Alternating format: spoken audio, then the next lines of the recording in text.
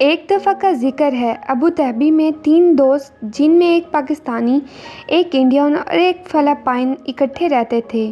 ان تینوں کو ایک جرم میں 20 کوڑوں کی سزا سنا دی گئی۔ جس دن سزا پر عمل درآمد ہونا تھا اس دن وہاں کا کوئی قومی تہوار تھا۔ قاضی صاحب نے اعلان کیا کہ سزا تو لازمی دی جائے گی، لیکن ہمارے قومی تہوار کی وجہ سے آپ تینوں کو ایک رعایت لے سکتے ہیں۔ سب سے پہلے فلپائن نے پوچھا کہ تم بتاؤ کیا چاہیے؟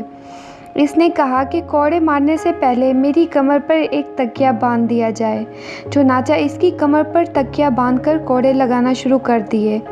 15-16 کوڑوں کے بعد تکیہ پھٹ گیا، باقی کوڑے اسے اپنی کمر پر سہنے پڑے۔ اس کے بعد انڈین کی باری آئی۔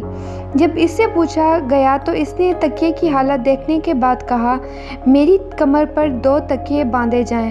چنانچہ اس کی کمر پر 2 تکیے باندھ کر 20 کوڑے لگا دیے گئے۔ وہ بہت خوش ہوا، سزا پر عمل ہو گیا، لیکن بغیر کسی تکلیف کے۔ جب پاکستانی کی باری آئی تو قاضی نے کہا، چونکہ تم ہمارے مسلم بھائی ہو اس لیے تمہیں 2 رعایتیں دی جاتی ہیں، بولو کیا چاہتے ہو؟ پاکستانی بولا، پہلی رعایت تو یہ دیں کہ مجھے 20 کی بجائے 40 کوڑے مارے جائیں۔